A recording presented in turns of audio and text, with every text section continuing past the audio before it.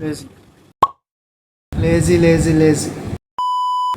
Lazy but dedicated. I am also lazy, but I am somewhat dedicated. Just like you guys. అర్థం కాలే కదా.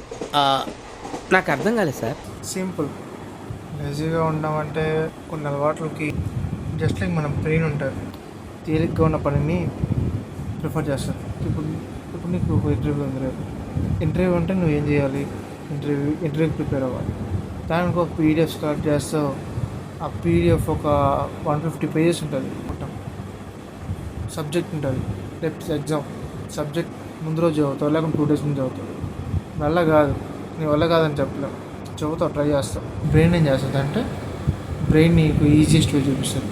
అదే subject కాదు, first నువ్వు ఒక హాఫ్ అన్ అవర్, ఒక 10 minutes ఇన్స్టాగ్రామ్ రీల్స్ చూడడం, ట్విట్టర్లో ట్వీట్ చేయడం, లేకపోతే ఫ్యాన్ వాల్ చేసుకోవడం, ఇవన్నీ ఈజీ పని.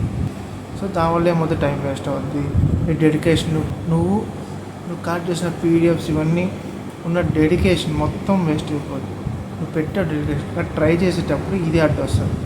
దాని నుంచి బయటికి రావాలంటే చాలా చాలా కష్టం. ఫర్ అవేర్నెస్ మన మీద మాకు ఒక అవేర్నెస్ ఉంటే that's short cut off the success. Okay, self awareness ఉండాలి. సెల్ఫ్ అవేర్నెస్ అండ్ డెడికేషన్ ఉండాలి. లేజీ ఉండకూడదు అంటే ఉంటుంది. పర్సనల్గా ఎక్స్పీరియన్స్ చేసినప్పుడు చెప్తున్నాను. కంఫర్ట్ జోన్స్ బయటికి రండి గైస్. ఇదే చెప్తాం అనుకున్నా. That's it. Any more content ideas please suggest me to do more. Thank you.